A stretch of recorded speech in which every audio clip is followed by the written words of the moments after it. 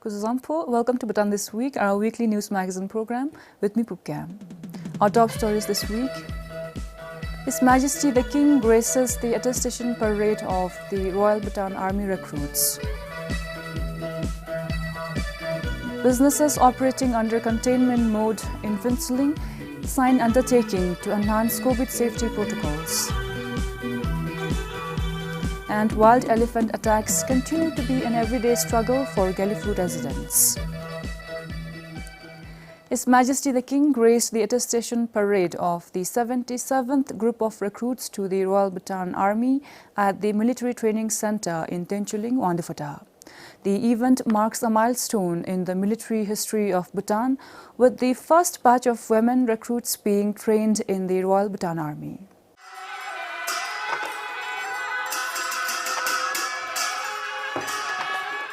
His Majesty the King graced the attestation parade of the 77th group of recruits to the Royal Bhutan Army at the Military Training Centre in Tenchuling, Wangdipota. Her Majesty the Gyaltsen and His Royal Highness Gyaltsen Jigme Namgyal accompanied His Majesty the King.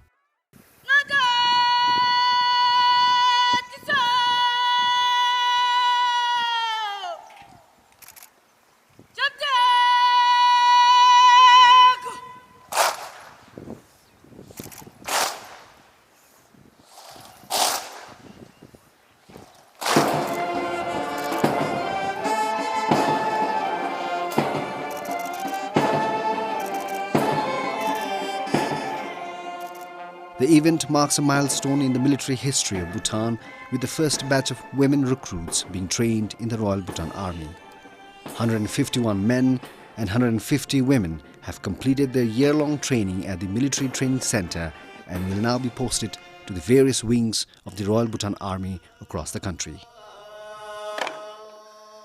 The memorable event combined the spiritual heritage of the country with the traditional ceremonies of Jimipao and Marchang, as well as displaying the training and discipline of the recruits.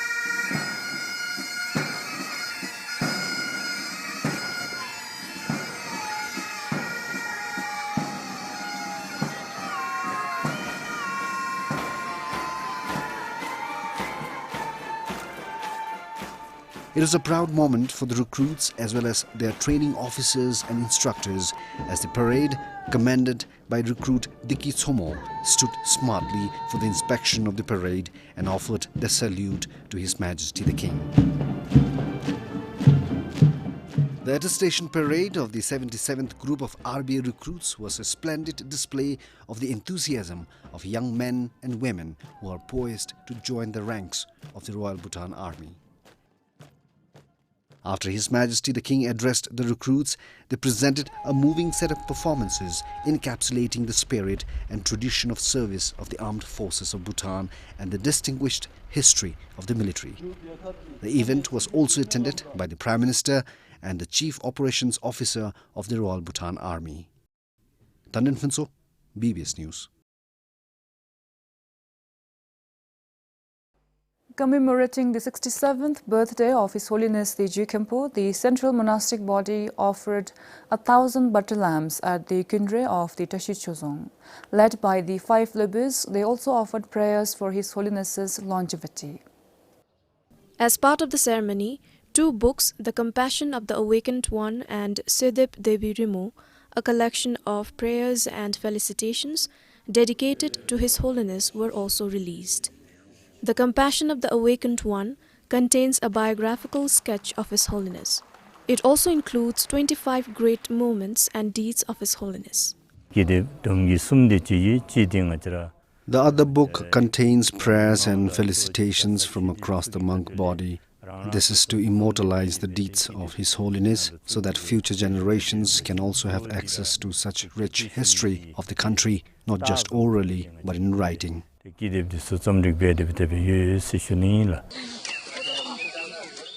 Sarbang, the district administration planted 108 saplings of 25 different medicinal plants at the Foothill Medicinal and Recreational Park in Samtaningewok.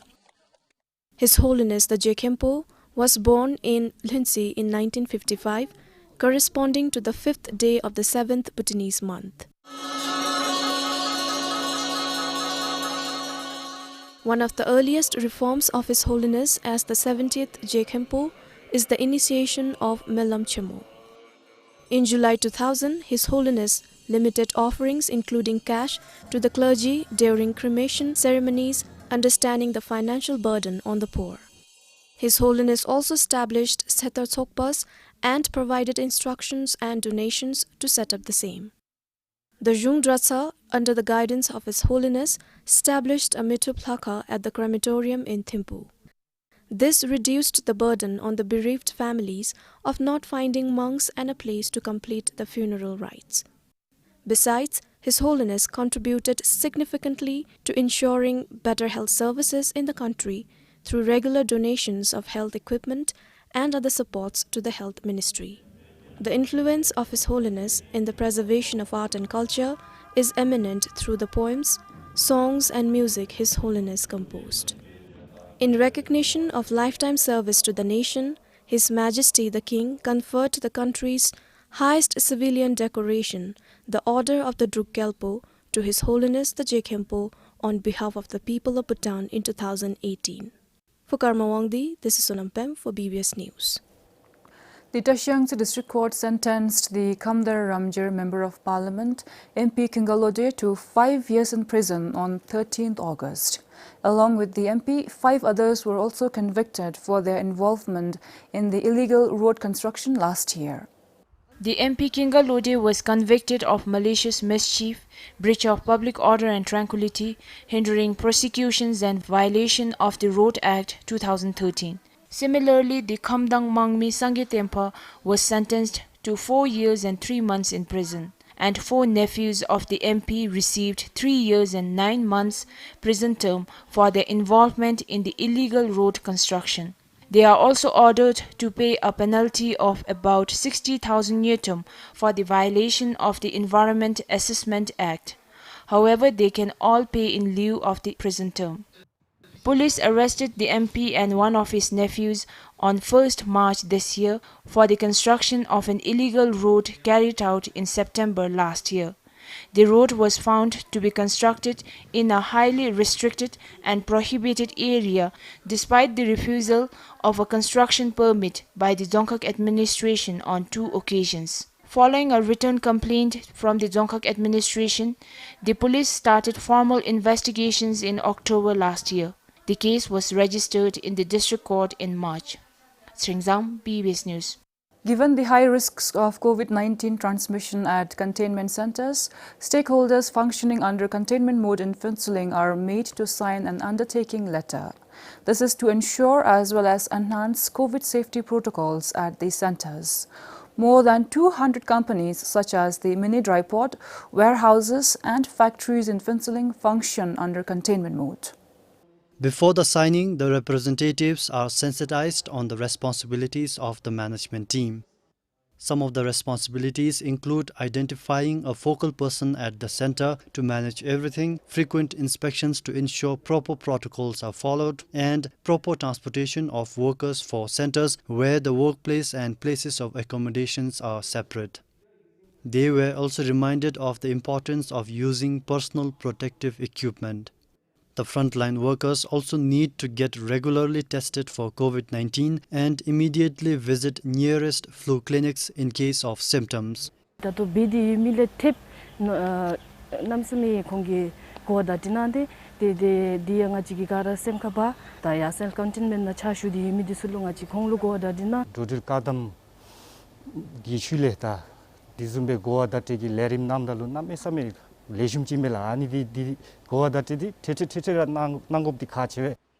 According to the Southern COVID-19 Task Force, if there are any positive cases from the containment centers, a thorough investigation will be carried out. If there is any breach of protocol, it will be dealt as per the law.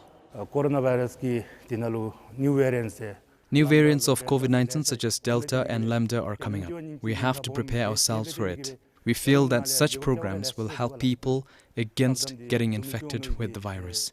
We do not want to have any more lockdowns. Recently, 11 positive cases were detected from the containment center of the medical supply depot. For Sonam Penjo in Phuntsiling, Sherab Doji, BBS News.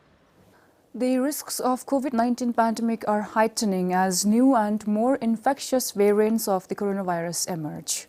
On the other hand, people seem to be falling back to the norms of the pre-COVID days, especially at the crematorium in Thimphu. Despite the protocols and notification from the National COVID-19 Task Force, people continue to gather in scores at the crematorium. This is the crematorium in Thimphu. 8 dead bodies are being cremated, and the BBS observed that almost 1,000 people have gathered, way more than what is allowed. As per the notification the National COVID-19 Task Force issued in June, only 5 bodies will be cremated on a given day, and the number of family members attending the cremation will be limited to 20. The notification was issued in light of the emergence of new variants of the coronavirus and increasing COVID-19 cases in the country. It states that the Bhutan Red Cross Society will ensure strict compliance to the protocols in the cremation ground.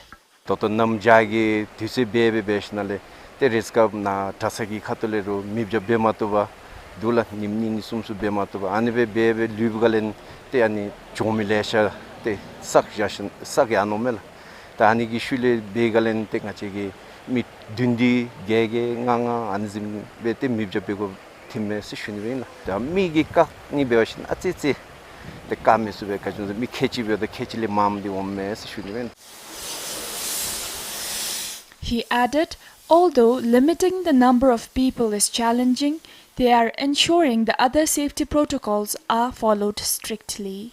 Tangachi kona hipchingachi tamara khonlo scan bechudola scan be talen khonragi chede kaigi tinle chemina talen face mask chunuga anjim talangachi gi te ani khonlo hand sanitizer be anjim be dos shinivel.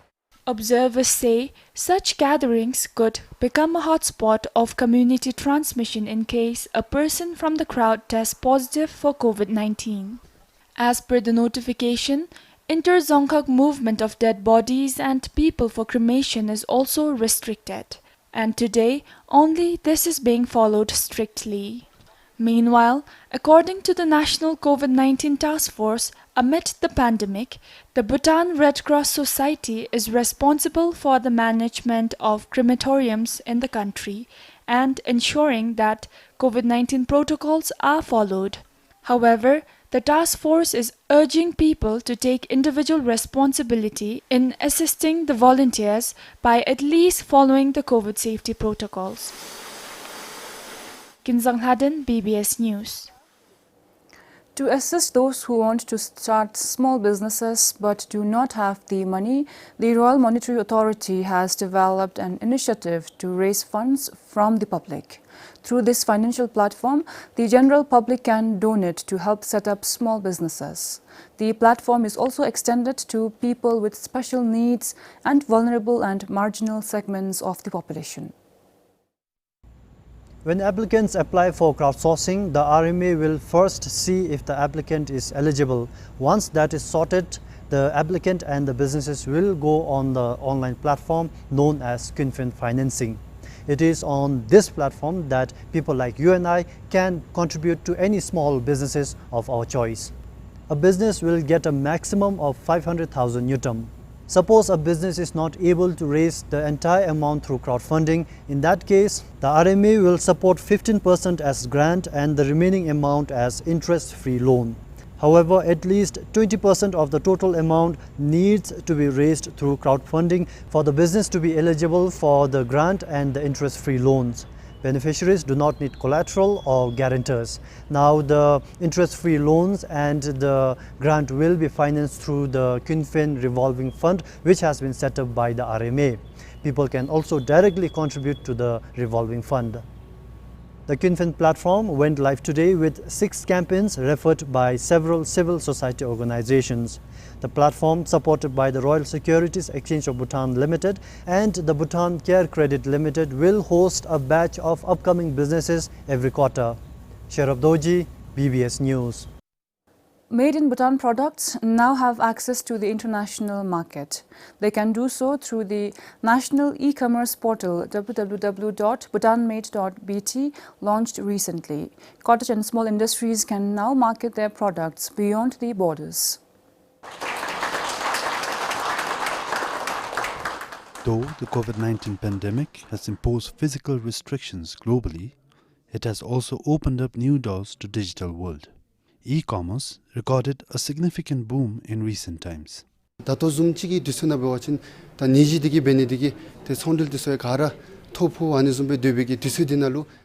the current situation, because of the pandemic, operating a business is difficult. And with RMA and BOB launching such platform, I think it will benefit us a lot.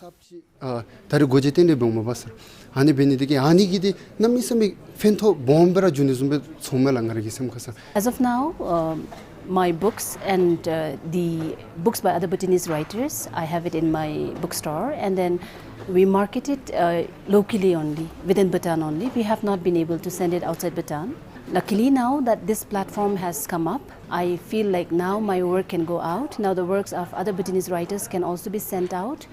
Today, there are 9 merchants with 155 distinct and authentic Bhutanese products using the portal.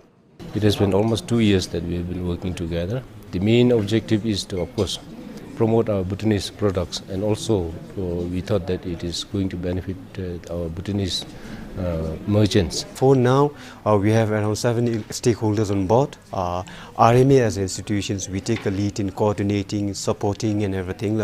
Logistics part and shipping will be taken care by Bhutan Post. And for product certification, we have BAFRA and we have Bhutan Standards Bureau.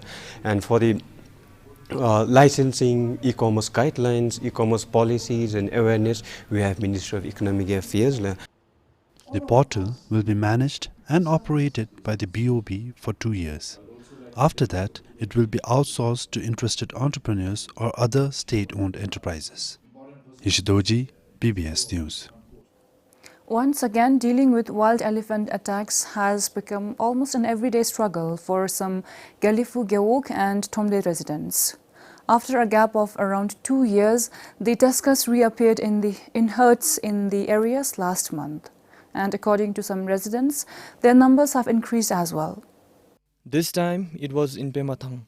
At around 3 a.m. today, a herd of 15 elephants damaged a store and banana trees belonging to one of the residents. They even tried attacking the main house where Gopal Karki and his family live. One of the elephants came straight into the parking area and broke open the storehouse. It took the cattle feed stored inside. After a while, other elephants from the herd came in and ate the feed. They left at around 3:30 am. In Lekithang, another village in Gelifu Geok, a lone elephant broke into a house from the main door at around 4 a.m. today. 3 people were sleeping inside, but they escaped unhurt. The animal also damaged banana and areca nut trees. I was trying to chase the animal from my room. I couldn't find anything, so I threw bags at it. The elephant was inside the drawing room for about 5 to 6 minutes, refusing to leave. The residents said wild elephants have started visiting the area after every 2 to 3 days, and they are no longer afraid of the tactics that people use, such as shouting or firecrackers, to scare them away. Last month, herds of elephants attacked 2 warehouses at the Industrial Service Center of the Gelifu Tromde and damaged goods worth almost 200,000 ngutam. The animals also attacked a labor camp in the area and left it partially damaged. The occupants escaped unhurt. Recently, in broad daylight, a herd of elephants blocked the Gelifu Sarpang highway near the airport for almost an hour and a half. It is difficult to chase them away. Yesterday, 1 elephant was here and 3 were waiting up there. So even if we chase one of them away, there are more waiting to retaliate. Today, as an immediate intervention, forestry officials help the residents chase away the wild elephants every time they receive a call for help. The officials are stationed at the range office every night for this purpose. They said they are doing everything within their means to counter the problem, and it is a daunting task. As per the law, it is illegal to kill or cause physical harm to elephants. Meanwhile, for the residents, as much as they understand the challenges, they are desperate for the problem's solutions. And so far, there has been none. For Karmoandin Sarpang, Sringdandup, BBS News. The story of Sondi town in Paro, with traditional buildings adorning the landscape, has more to it than meets the eye. It is turning into a problem for the landowners, and so they want to demolish them and construct new buildings. The issue was discussed during the recent Songkok Sokto. These traditional houses in Sondi town showcase the distinctive features of Bhutanese architecture. There are at least 65 such houses in the town. But against the development the town is witnessing, most of the building owners want to replace the old structures with taller concrete buildings. They say the houses are almost half a century old and in need of major maintenance.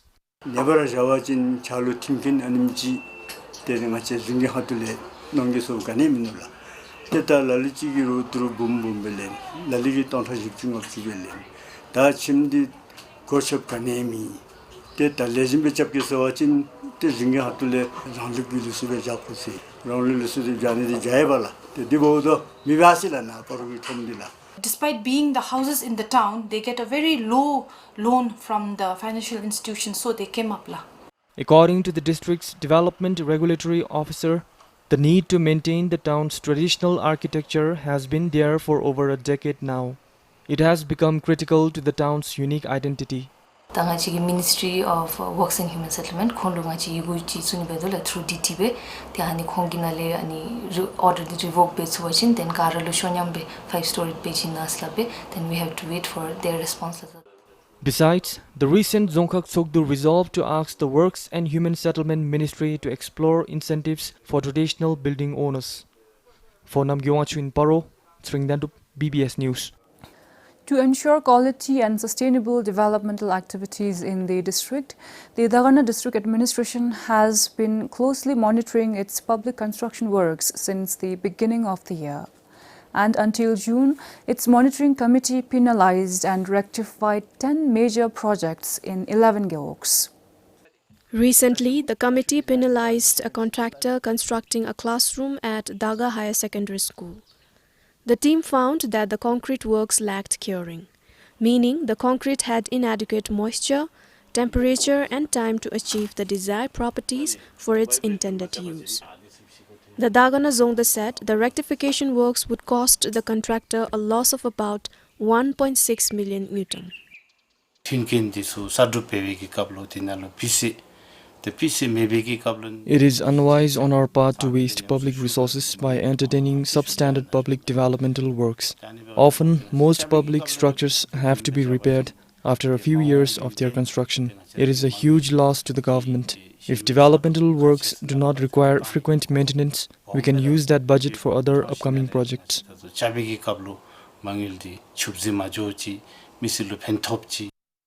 Similarly, earlier this year, the Dzongkhag penalized another construction company for compromising the quality of a 6-unit classroom at Tsangka Middle Secondary School.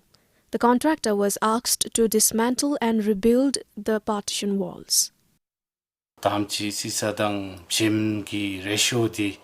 During our visit to the school, we found that there was a mismatch of the ratio between cement and sand.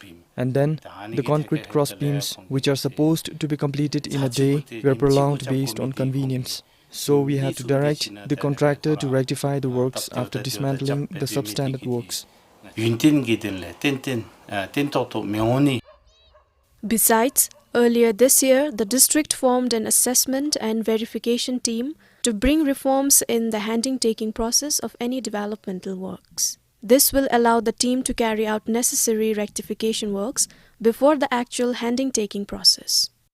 Once the handing-taking is over, it would be difficult to rectify the structures by the contractors concerned. So, after completing all the necessary rectification works, the team submits the report to the District Monitoring Committee. Only after that, the committee initiates the actual handing-taking of the developmental works in the presence of the beneficiaries. Today, as per the Royal Audit Report, the construction sector has the highest budget irregularities in the country. And this monitoring practice is expected to remind them of the country's call for a quality construction sector. For Pema Cheong in Dagana, Sunampem for BBS News. That's all we have for you for this week. Thank you for joining us.